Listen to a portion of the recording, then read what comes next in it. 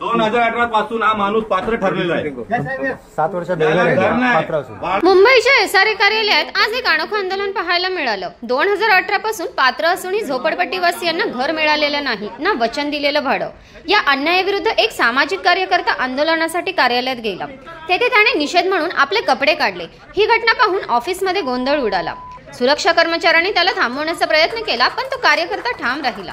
त्यांचं म्हणणं होतं, जेव्हा घर गेले तेव्हा कोणी रोखलं नाही, मग आता का? या घटनेमुळे एसआरए कार्यालयातील हलगर्जीपणा पुन्हा समोर आला आहे।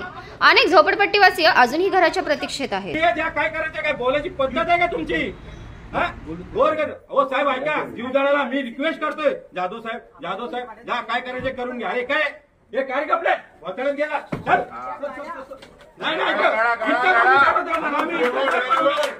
आम्ही आता साहेब मी इथं घर बनवणार झालं मला नाही, मी ऐकलं तुमचं। त्या माणसाने मला कसं काय बोलला, तुला काय करायचं ते कर।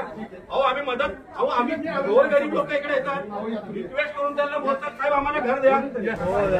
नाही ऐका, नाही आम्ही गरीब करणार काय सांगा ना। आम्हाला काय बोलले? नाही आम्ही इथेच कपडे काढून बसता। हो साहेब, हो अरुणदास साहेब इकडे या, तुम्ही इकडे या। अशीच अपडेट पाहत रहा शिवकन्या न्यूजवर। बातमी विश्वास सतत खबरदार आणि जागरूक राहण्यासाठी चॅनलला सबस्क्राईब करा।